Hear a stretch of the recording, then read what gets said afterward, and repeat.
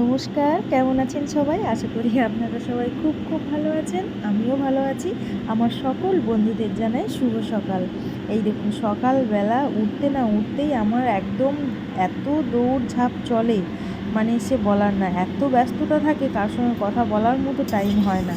তো সকালবেলা ভোর ৬টার থেকে আর কি বলবো, এখন তো এত পরিমাণ গরম পড়েছে, মানে সূর্যি মামা একদম ভোর ৪টে থেকে বলে যে উঠে পড়, আমি এবার চলে আসছি। মানে ভোর ৬টার সময় মনে হচ্ছে যেন সকাল ৯টা ৯:৩০ হয়ে গেছে। এত পরিমাণ রোদ বেরিয়ে যায় আর এত পরিমাণ গরমও বেড়েছে। সবাই সাবধানে থাকবেন। আর আমার সত্যি কথা বলতে আমার বাপিকে নিয়ে খুব চিন্তা হয় যে মানুষটা একদম গরম সহ্য করতে পারে না, তার উপরে এত গরম খুব কষ্টে থাকে। তবুও যাই হোক কষ্ট করে তো খেতে হবে, কিছু তো করার নেই, যেহেতু এখনও মানে আমরা সেরকম এস্টাবলিশড নই। তো চলুন, সকালবেলা রান্না বসিয়ে দিয়েছি, ভাবলাম যে আপনাদের সাথে শেয়ার করি। আর ওখানে দেখলেন ডিম আলু সেদ্ধ বসিয়ে দিয়েছি, সেদ্ধও হয়ে গেছে। এবার ডিমটা ছাড়িয়ে ফেলবো। আর এখানে ডিম ছাড়িয়ে ভেজেও নিয়েছি। আর ওখানে পটলটা সকাল সকাল উঠে ভেজে নিয়েছি। পটলটা পেঁয়াজ লঙ্কা দিয়ে ভেজেছি।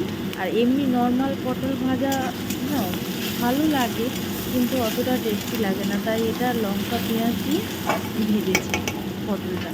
আর এখানে ডিম আলুর ঝোল করব, একদম পাতলা ঝোলটা করব না, পাতলা ঝোলটা না আমাদের বাড়িতে কেউ খেতে চায় না। কিন্তু পেটের জন্য উপকার নয় জানি, কিন্তু কী হবে, আমাদের যতক্ষণ না একদম রিচ লাল লাল টকটকে করে ঝাল হচ্ছে ততক্ষণ কেউ খাবে না। আর ডিমের ঝোলটা পাতলা ঝোলটা আমারও ভালো লাগে না, একটু বসা বসা হবে, তাহলে ডিমের ঝোলটা খেতে ভালো লাগবে। আর এই যে আমি কারি কারি মতো করবো, তার সঙ্গে আলু দেবো। তো এখানে দিয়ে দিয়েছি আদা রসুন আর টমেটো পেস্ট, পেঁয়াজকেও দেখলেন তো দুটো করে দিয়ে দিয়েছি। তারপরে দিলাম লঙ্কার গুঁড়ো আর হলুদ গুঁড়ো আর জিরে গুঁড়ো, আর হালকা চিনি দেবো এরপরে। আর একটু মিষ্টি মিষ্টি না হলেও ভালো লাগে না।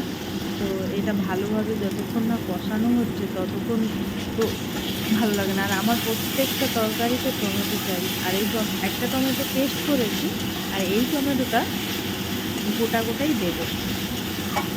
তো এই গোটা গোটা টমেটোটা থাকলে এটা না ভাতের সঙ্গে খেতে ভালো লাগে। তো এটা ভালোভাবে কষানো হয়ে যাক, তারপরে জল দেবো। আরও ওখানে অন্যান্য আরও রেসিপি আছে, সেগুলো করতে হবে এখনও, মানে অনেক টাইম। আর তারপরে তো তাড়াহুড়ো করে এই 9:30 বাজতে যাবে, তখন এবার আমার আর টাইম থাকবে না। তাড়াহুড়ো করে স্নান করে পুজো করে যাই হোক নাকে মুখে ভিজে বেরিয়ে যেতে হবে খেয়ে। আর কি এইখানে যে ডিম আর আলু দিয়ে দিলাম, বুঝতে পারছেন কত সুন্দর লাগছে খেতে, এখনই মনে হচ্ছে যেন খেয়ে নিই। যাই হোক, তো ডিম দিয়েছি আমাদের 4 জন, আর দুটো এক্সট্রা দিয়েছি। যদি বাচ্চারা বেশি খায় বা হয়তো রাত্রেবেলা থাকে, ওইটাতে নতুন হয়ে যাবে, ওই জন্য 6 পিস দিয়েছি ডিম। আর ডিমটাকে ভালো করে একটু ভেজে নিয়েছি, আলুটাকেও একটু ভেজে নিয়েছি। তারপরে মশলাটা কষিয়ে এইবার জলটা দিয়ে দিলাম, আর চিনি দিয়ে দিয়েছি দেখেছেন।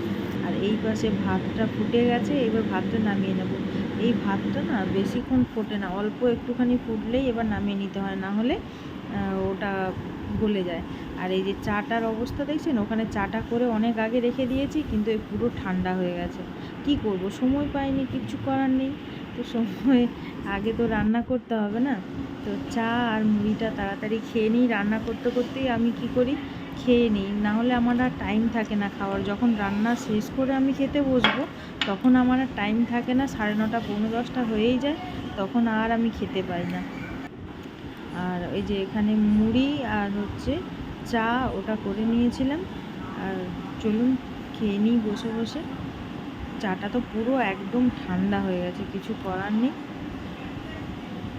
আর মুড়িটা যে ছোলা পেঁয়াজ ওইটা দিয়ে মেখেছিলাম, আর ঘুগনি দিয়ে মেখেছিলাম, মেয়েদেরকে একটু দিয়েছি, ওরা পরোটা খেয়েছে, ও দিয়েছি। আর এখানে যে চিংড়ি মাছ দিয়ে, ওটা আমাদের ওপাশে চাল কুমড়ো বলে, এখানে কি বলেন আপনারা কমেন্টস করে জানাবেন। চাল কুমড়ো দিয়ে আর চিংড়ি মাছ দিয়ে ঝোল, আর এখানে বরবটি আলুর পোস্ত, আর চিংড়ি মাছ দিয়ে চাল কুমড়ো দিয়ে ঝোল। তো চলুন, ভাতটাও এখানে গড়িয়ে ফেলেছি, তারপরে তাড়াতাড়ি করে রান্না করে এই যে হয়ে গেল, ডিমের ঝোলটাও হয়ে গেল এখানে তাড়াতাড়ি। দুটো কড়া না লাগালে না হয় না, কি করব, তাড়াহুড়োর মধ্যে এত তাড়াহুড়ো থাকে মানে বলার না। তো এই যে একদম বসা বসা করে ডিমের কারি করে ফেলেছি, আর ওখানে চিংড়ি মাছ দিয়ে চাল কুমড়ো দিয়ে ঝোল, ওটাও মাখা মাখা করেছি। আর তারপরে চলুন তাড়াতাড়ি করে বেরিয়ে পড়ি। আর এই যে তাড়াতাড়ি রেডি হয়ে গেছি, অলরেডি আমার 10টা বেজে গেছে। কিছু করার নেই, প্রত্যেক দিন ভাবি আমি তাড়াতাড়ি বেরোবো, কিন্তু তাড়াতাড়ি আর হয় না। প্রত্যেক দিন ভাবি যে আমি তাড়াতাড়ি আজকে রেডি হব। আর সত্যি কথা বলতে যে মাসি আমার হেল্প করে, মানে বলতে নেই উনি যে আমার কাছে কি মানে সে বলার না। উনি মানে এখন এই 10 দিন নেই, আমার যেন 10 অবস্থা হয়ে যাচ্ছে।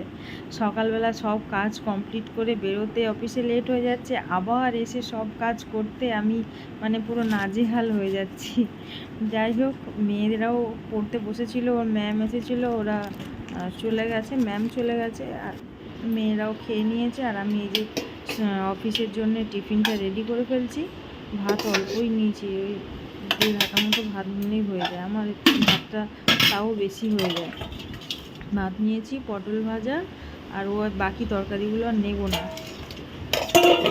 একসঙ্গে না বেশি খেতে পারি না, আর বেশি তরকারি নিলে আর হয় না।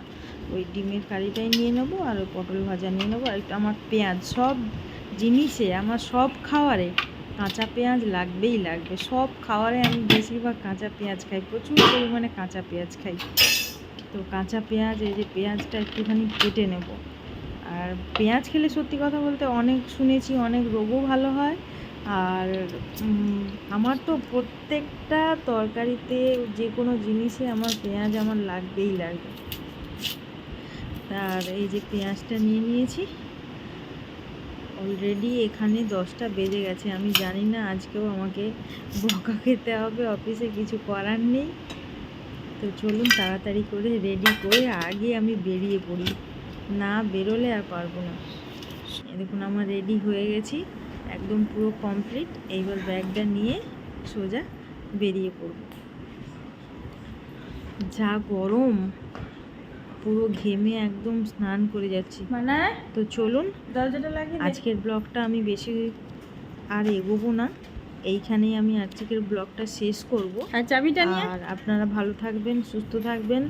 আর আমার ভিডিওটা ভালো লাগলে অবশ্যই লাইক করবেন, আর আমার ভিডিওটা শেয়ার করবেন, আর আমার চ্যানেলটাকে ফলো করবেন। হ্যালো ফ্রেন্ডস, এখন বাজে সকাল 10টা, আর আমি বেরিয়ে পড়েছি এবার অফিস যাবো বলে রেডি।